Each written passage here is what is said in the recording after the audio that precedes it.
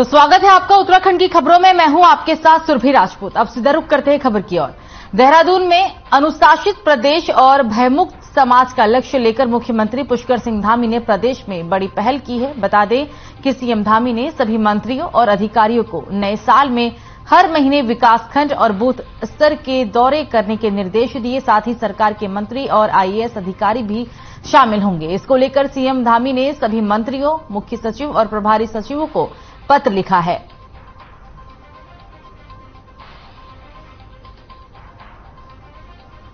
25 तारीख से हमने कार्य प्रारंभ किया है कि जनता के बीच में हम सब लोग जाएंगे।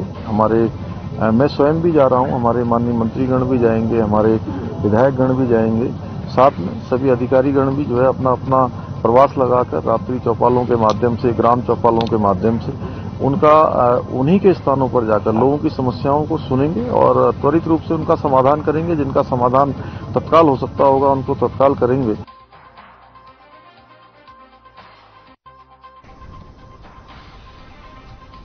तो देहरादून के रायपुर स्थित महाराणा प्रताप स्पोर्ट्स कॉलेज में आज राज्य स्तरीय खेल महाकुंभ का उद्घाटन किया गया। इस मौके पर सूबे के मुख्यमंत्री पुष्कर सिंह धामी ने कार्यक्रम में शिरकत की। इस दौरान कार्यक्रम में खेल मंत्री रेखा आर्य समेत तमाम पदाधिकारी भी मौजूद रहे। बता दें, इस खेल महाकुंभ के अंतर्गत पारंपरिक खेल मुर्गा झपट, गोली डंडा और रस्साकसी जैसे खेलों का आयोजन किया गया। इस खेल महाकुंभ में प्रदेश की 13 जिलों की 13 टीमों ने प्रतिभाग भी किया है।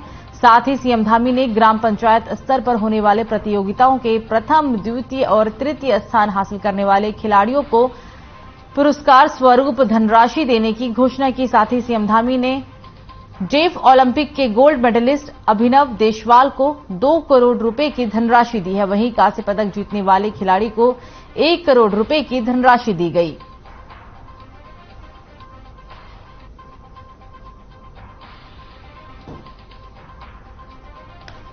जो खिलाड़ी विभिन्न प्रतियोगिताओं में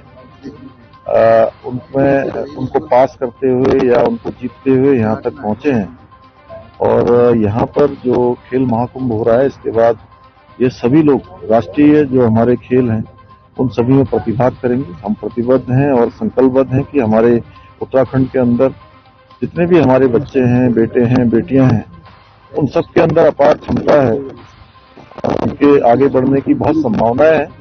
उस क्षेत्र में हमारी सरकार पूरी तरह से प्रतिबद्धता के साथ काम कर रही है। ये डेफ ओलंपिक्स 2022 में हुआ था। मैं धन्यवाद करना चाहूंगा कि मुझे 1 करोड़ की धनराशि मिली है। माननीय मुख्यमंत्री जी से एक बार पुनः हार्दिक धन्यवाद और आभार व्यक्त करता हूं। आपने डेफ ओलंपिक जो ब्राजील में हुआ है उसमें गोल्ड मेडलिस्ट है और उत्तराखंड गवर्नमेंट का मैं धन्यवाद करता हूं, आभार व्यक्त करता हूं कि 2 करोड़ की नगद धनराशि उत्तराखंड गवर्नमेंट ने दी। देखिए, आज राज्य स्तरीय खेल महाकुंभ का शुभारंभ माननीय मुख्यमंत्री जी के कर कमलों से किया गया। निश्चित रूप से इस राज्य स्तरीय खेल महाकुंभ में ऐसे बच्चों का प्रतिभाग है जो न्याय पंचायत स्तर से फतह करते करते ब्लॉक स्तर पर पहुंचे और ब्लॉक स्तर से फतह करते हुए जिले स्तर पर पहुंचे और जिले स्तर से फतह करते हुए आज राज्य स्तर पर पहुंचे हुए हैं। और मैं मानती हूं कि ये बच्चे वो हैं जिनके पास में जो है आर्थिक संसाधनों के अभाव में भी, लेकिन जिनके अंदर खेल की जो दिया है वो हमेशा प्रज्वलित रहा।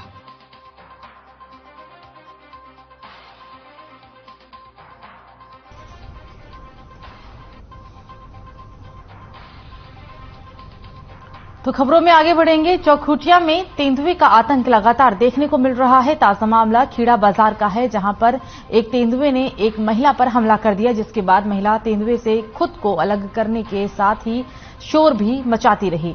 इस बीच ट्यूशन जा रहे स्कूली बच्चे भी वहां पहुंच गए और बच्चों ने शोर से तेंदुए को भाग गया और हालांकि इसके बाद महिला को सीएससी में भर्ती कराया गया। सीएससी चौखुटिया की डॉक्टर ब्रिजेश उप्रेती ने बताया है कि महिला के पैर, मुंह सहित विभिन्न हिस्सों में 25 टाके लगाए गए हैं।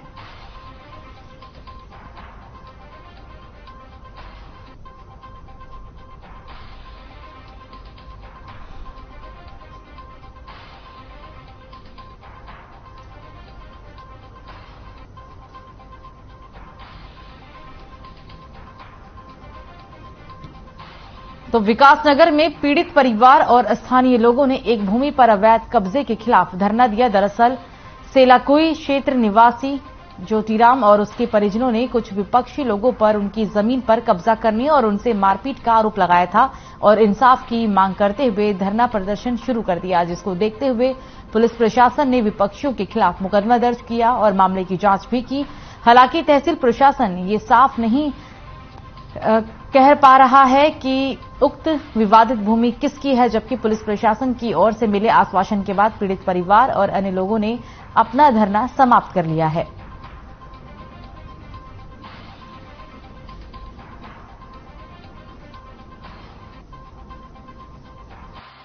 ये है कि मैं कहीं पहले तो उन्होंने कोई और दृष्टि लेकर के और रजिस्ट्री करा करके और मेरे पे केस कर दिया कि जमीन मेरी है। फिर मैं वो पुरानी रजिस्ट्रियाँ निकाल के वो केस में जमा करी। उन्होंने फिर देखा मैं जेल में जाएंगे, वो फिर उन्होंने रजिस्ट्रियाँ वापसी ली, इन्हें केस वापसी लिया। मैं शांत होकर बैठ गया। मैं चलो सीधा आदमी मैं करने का कुछ भी दो साल मैंने गेहूँ बोई इसमें। उसके पश्चात अब 6 महीने में पूरा डाल दिया। प्रकरण ये है कि एक अकबर नाम का भू माफिया है, 2-3 लड़के हैं उसके, वो यही करते हैं, लोगों की जमीन कब्जाने का काम करते हैं। उसके खिलाफ जो है पहले ही जो है 20 मुकदमे लगभग जमीनों के दर्ज हैं उसके खिलाफ और पता नहीं कितने लोगों की जमीन हड़पने का काम उनका है। कहीं की जमीन की किसी की जमीन पर रजिस्ट्री लगा के अपने बताने का काम करते हैं। इस ज्योतिराम को 3 साल से उन लोगों ने परेशान कर रखा था और कभी कोई से कागज कहते थे ये हमारी जमीन है, कोई से कागज लगा, कभी किसी के कागज कभी किसी के। अब लास्ट में जब कोई कागज नहीं चले, अब उसने ये कहा कि जी मुझे तो थाने के बदले में जो है ये प्रशासन ने जो है तहसील प्रशासन ने जमीन दे दी मेरे को।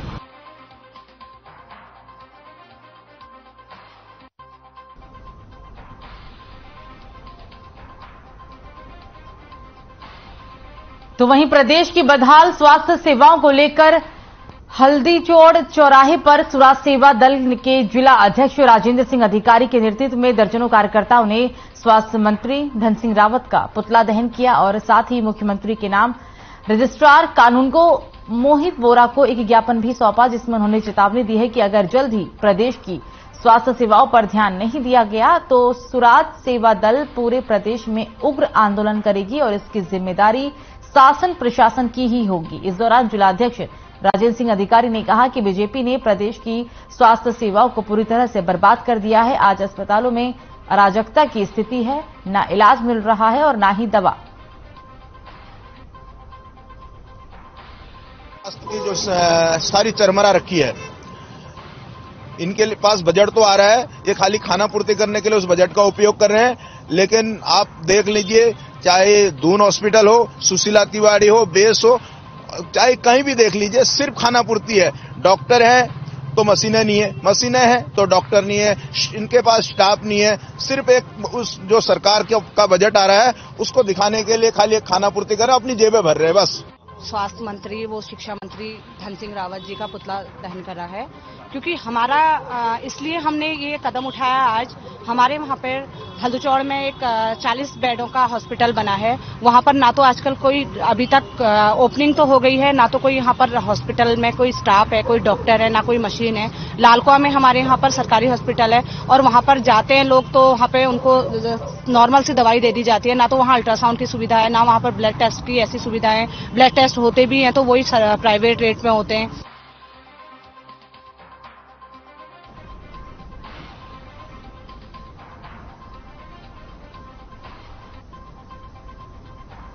तो बाजपुर रोड स्थित एक रिजॉर्ट के सभागार में all India fair price shop dealers federation Uttarakhand ने सम्मेलन का आयोजन किया गया, जिसमें पूरे प्रदेश के राशन डीलर सम्मिलित हुए। इस दौरान फेडरेशन के कार्यकारी प्रदेश अध्यक्ष रेवाधर ब्रिजवासी ने मीडिया से बातचीत करते हुए कहा कि इस तरीके का सम्मेलन काफी लंबे समय से नहीं हुआ था।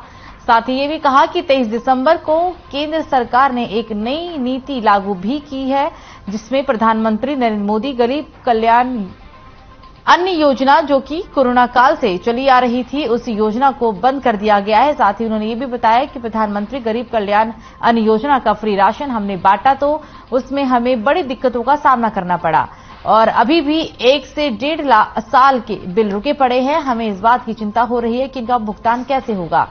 इन्हीं सारी बातों को लेकर सम्मेलन का आयोजन किया गया है, जिसमें सरकार से मांगे पूरी करने के लिए अपील की गई है।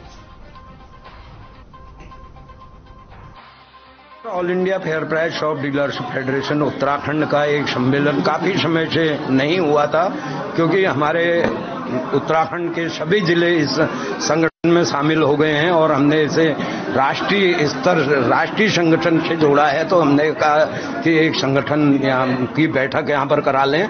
और उसके अलावा अभी 23 दिसंबर को हमारे केंद्र सरकार द्वारा एक नई नीति लागू की गई है कि जिसमें प्रधानमंत्री गरीब कल्याण अन्न योजना, जो बहुत समय से हमारे यहाँ कोरोना काल से चली आ रही थी, वो योजना को बंद कर दिया है।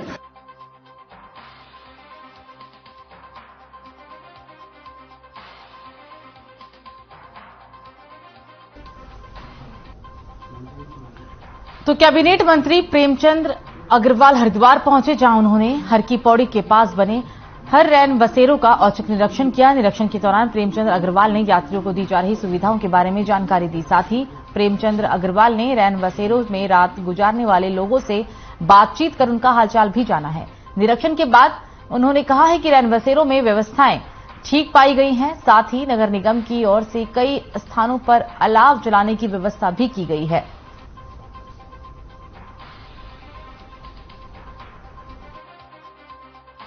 देखिए, अभी मैं सीसीआर के बाद जो रैन बसेरे हमारे नगर निगम द्वारा संचालित है, उसका मैं निरीक्षण मेरे द्वारा किया गया और मैंने पाया कि जो वहाँ पे रैन बसेरा में चाहे पुरुष की साइड में या इधर महिला की साइड में 5 लोग वहाँ थे और 5 लोग यहाँ थे। तो मेरे द्वारा उनसे जानकारी ली गई, क्या वो उनसे कोई शुल्क तो नहीं लिया जा रहा, उनको कोई दिक्कत तो नहीं है। तो मुझे खुशी इस बात की है कि इस प्रकार की कोई शिकायत उनके द्वारा नहीं की गई।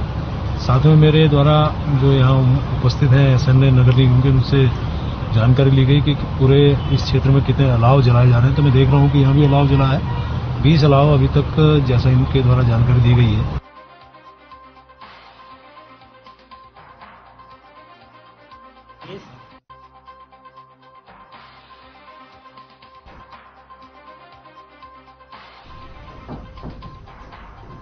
तो अल्मोड़ा में नए वर्ष को लेकर पुलिस प्रशासन अलर्ट मोड पर है। आपको बता दें, देर रात अल्मोड़ा पुलिस ने चेकिंग अभियान भी चलाया। अल्मोड़ा शहर के आ रहे अतिथियों को किसी प्रकार की कोई परेशानी ना हो, साथ ही जो लोग नशे की हालत में वाहन चला रहे हैं उनके खिलाफ भी कार्रवाई अल्मोड़ा पुलिस ने की है। आपको बता दें कि पुलिस उपाध्यक्ष ने बताया है कि नए साल के आगमन को लेकर पुलिस की कार्रवाई जारी है और ऐसे होटल रिजॉर्ट का चेकिंग अभियान भी चलाया जा रहा है। अगर कोई इस मामले में गलत काम करता पाया गया तो उनके खिलाफ मुकदमा दर्ज किया जाएगा।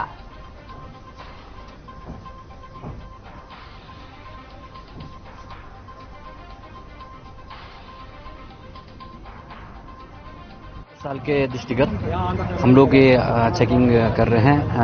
कहीं पे जैसे कोई शराबी के कोई गाड़ी चला रही है, 3 सवारी लेके चल रहे हैं। इसके अलावा हमने होटल ढाबे वगैरह चेक किए हैं कि उनमें क्या स्थिति है, कौन कौन लोग बाहर से आए हैं, क्या उनकी होटल के मालिकों द्वारा, ये होटल के जो मैनेजर उनके द्वारा उनकी आईडी वगैरह ली जा रही है, प्रॉपर ली जा रही है कि नहीं ली जा रही है। इस तरह से हमने होटल ढाबे का चेक किया और मालूम किया कि आज अब क्योंकि ये नव वर्ष के उपलक्ष्य में होटल में काफ़ी लोग आ रहे हैं बाहर से, तो उनके सत्यापन वगैरह की हम जाँच कर रहे हैं।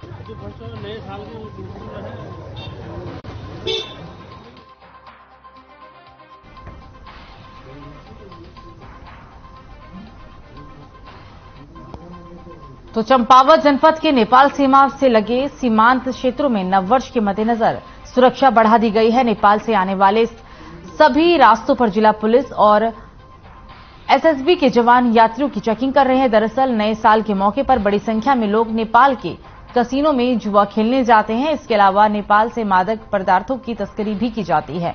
ऐसे में चंपावत पुलिस अधीक्षक देवेंद्र पिंचा ने सभी सीमांत थानों एवं सुरक्षा चौकियों को सुरक्षा व्यवस्था चाक चौबंद करने और हर आने जाने वाले यात्री की कड़ी तलाशी करने के लिए निर्देश जारी किए हुए हैं। खुले संबंधों इन चीज को ध्यान में आड़ में को लेके भी कई अवैध एक्टिविटीज बीच बीच में होती रही है। उसी को चेक में रखते हुए हमने वहां पर एक क्यूआरटी तैनात की जो समय समय पे रेगुलर बेस पे वहां पर चेकिंग करती है। उस दौरान करीब 7 लाख से अधिक की रकम अब तक हमने वहां पर अभी बरामद भी इसी 1 महीने के अंदर लगभग कर ली है। और नव वर्ष को ध्यान में रखते हुए भी चेकिंग लगभग सुदृढ़ रहेगी और ये लगभग 12 घंटे जब तक हमारा बॉर्डर खुला रहता है उस दौरान वहां पर लगातार रहेगी। तो विंटर कार्निवाल के तहत शहर के अलग अलग स्थानों पर सांस्कृतिक कार्यक्रम आयोजित किए जा रहे हैं, जिसमें स्थानीय कलाकार अपनी प्रस्तुति देकर पर्यटकों और स्थानीय नागरिकों का भरपूर मनोरंजन कर रहे हैं। शहीद स्थल झूलाघर पर नंदलाल भारती ग्रुप ने सांस्कृतिक कार्यक्रम आयोजित किए, जिसमें जौनपुर जौनसार की संस्कृति को प्रदर्शित किया गया, जिसका वहां मौजूद दर्शकों ने भरपूर आनंद भी लिया। पश्चिमी संस्कृति के दबाव में स्थानीय संस्कृति दम तोड़ती नजर आ रही है। वहीं सांस्कृतिक कार्यक्रम के दौरान जहां पर्यटक ने कार्यक्रम को एकटक और एकाग्रता के साथ उसे ऐसा प्रतीत होने लगा है कि हमारी संस्कृति और सभ्यता लोगों के दिलों में बसती है।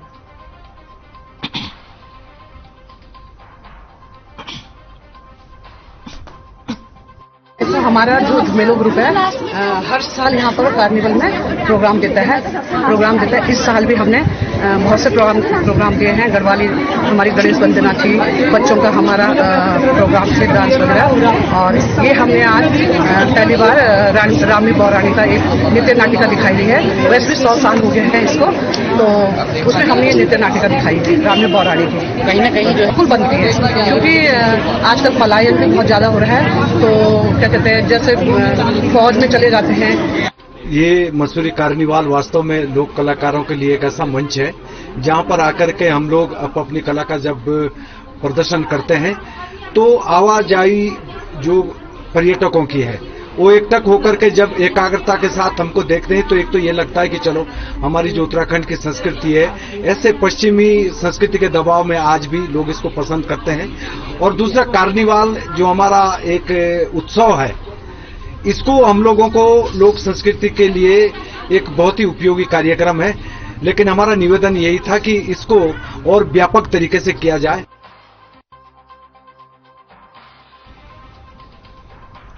तो कांग्रेस पार्टी के राष्ट्रीय अध्यक्ष राहुल गांधी के नेतृत्व में भारत जोड़ो यात्रा काफी हद तक सफल मानी गई और उसको लेकर अब कांग्रेस पार्टी ने एक नया कार्यक्रम शुरू करने की घोषणा की है। बता दें कि कांग्रेस पार्टी ने हाथ जोड़ो यात्रा शुरू करने की घोषणा की, जिसकी शुरुआत 26 जनवरी से होगी। वहीं इस यात्रा को लेकर उत्तर प्रदेश कांग्रेस के पूर्व अध्यक्ष अजय कुमार लल्लू को उत्तराखंड में आयोजित होने वाले कांग्रेस के हाथ से हाथ जोड़ो अभियान का इंचार्ज बनाया गया है।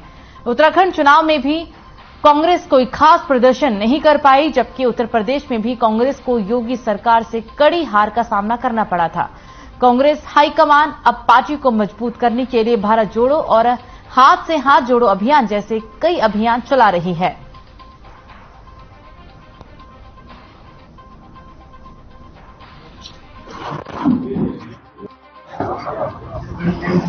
नहीं, देखिए ये दिगर बात है कि हम उत्तर प्रदेश के अंदर जो है जैसा हम समझ रहे थे वैसा प्रदर्शन नहीं कर पाए। हम उत्तराखंड राज्य के अंदर समझ रहे थे हम सरकार बनाएंगे, हम सरकार नहीं बना पाए। तो सरकारें बनती हैं और कई बार नहीं भी बनती हैं, लेकिन कांग्रेस से जुड़ाव जो व्यक्ति हो वो निश्चित रूप से पूरी ताकत के साथ जो है कांग्रेस को फिर से खड़ा करने के लिए कार्य करता है। मंत्री रेखा आर्या ने आज पवेलियन ग्राउंड पहुंचकर राज्य स्तरीय फुटबॉल प्रतियोगिता का जायजा लिया। साथ ही कल से खेल महाकुंभ की शुरुआत भी उत्तराखंड में होने जा रही है और इसी कड़ी में उन्होंने बताया है कि अनुसूचित जनजाति के बच्चों के मध्य फुटबॉल प्रतियोगिता आयोजित की जा रही है। निश्चित रूप से अनुसूचित वर्ग जनजाति के बच्चों को फुटबॉल और खेल में दिलचस्पी दिखानी चाहिए, क्योंकि इससे खेल के प्रति दूसरे बच्चों को भी खेल खेलने के लिए प्रोत्साहन मिलता है।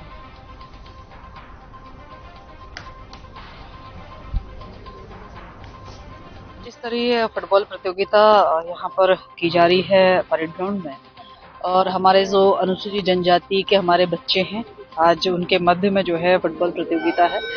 निश्चित रूप से अनुसूचित जनजातीय वर्ग के बच्चों के द्वारा फुटबॉल और मैं कहूँगी खेल में अपना एक अलग सा इंटरेस्ट दिखाना और उस और आगे बढ़ना निश्चित रूप से बहुत ही मैं समझती हूँ कि सबको प्रोत्साहन मिलता है और इससे स्वाभाविक रूप से जो है खेल के प्रति सबके आकर्षण का हम सबको पता चलता है।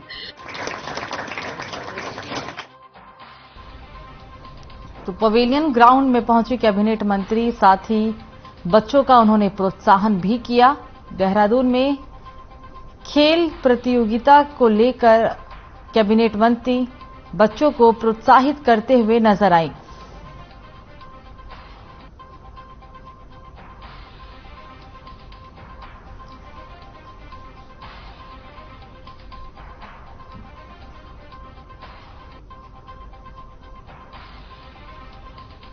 तो पवेलियन ग्राउंड पहुंची कैबिनेट मंत्री, उन्होंने बच्चों का प्रोत्साहन बढ़ाया है। ये हम आपको तस्वीरें उस वक्त की दिखा रहे हैं जब कैबिनेट मंत्री इस ग्राउंड में पहुंची थी और उन्होंने बच्चों से बातचीत भी की और बच्चों का मनोबल बढ़ाया।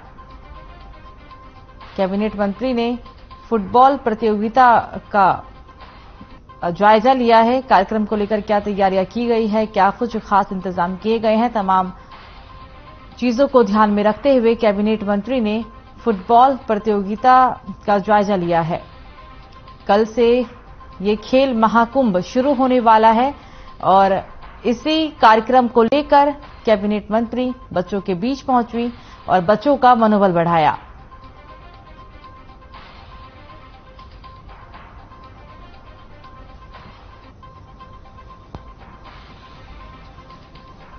तो वहीं हल्द्वानी के बनभूलपुरा क्षेत्र में आज रेलवे की जमीन पर किए गए अतिक्रमण के सीमांकन का सर्वे किया गया। साथ ही पुलिस प्रशासन और रेलवे की ओर से पिलरबंदी भी की गई। हाईकोर्ट के निर्देश के बाद रेलवे ने भारी फोर्स के साथ अतिक्रमण हटाने की पहली कार्रवाई को अंजाम दिया। उधर रेलवे के अतिक्रमण क्षेत्र में रह रहे हजारों लोगों ने बनभूलपुरा थाने के बाहर शांतिपूर्ण विरोध प्रदर्शन किया है। प्रशासन ने भारी फोर्स के साथ रेलवे की 78 एकड़ भूमि पर किए गए पिलरबंदी का सर्वे किया। साथ ही साथ बनभूलपुरा क्षेत्र में चप्पे चप्पे पर भारी पुलिस फोर्स की भी तैनाती की गई है। तो रेलवे की जमीन पर अतिक्रमण किया गया था और इसी अतिक्रमण को लेकर यहां पर चप्पे चप्पे पर पुलिस की तैनाती की गई। हालांकि अतिक्रमण के विरोध में हजारों लोग सड़कों पर नजर आए हैं। ये हम आपको तस्वीरें दिखा रहे हैं प्रदर्शन की। यहां पर लोगों ने शांतिपूर्ण तरीके से प्रदर्शन किया है। हाथों में तख्तियां और बैनर लेकर लोग सड़कों पर उतरे और प्रशासन से अपनी बातें कहीं। रेलवे की जमीन पर इन तमाम लोगों ने, हजारों लोगों ने अतिक्रमण किया हुआ था। अब सरकार अतिक्रमण को हटाने के लिए पूरी तरीके से अलर्ट मोड पे है और इसी कड़ी में लोगों का विरोध प्रदर्शन हल्द्वानी में देखने को मिला है।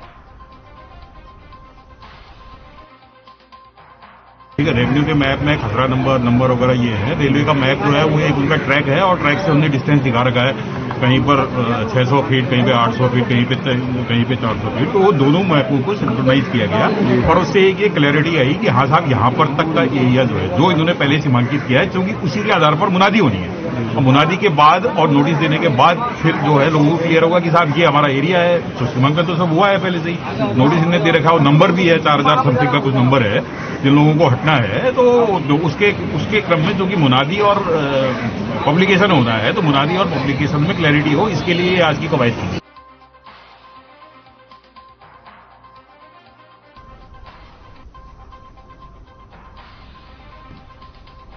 तो फिलहाल खबरों में मुझे दीजिए इजाजत। नमस्कार।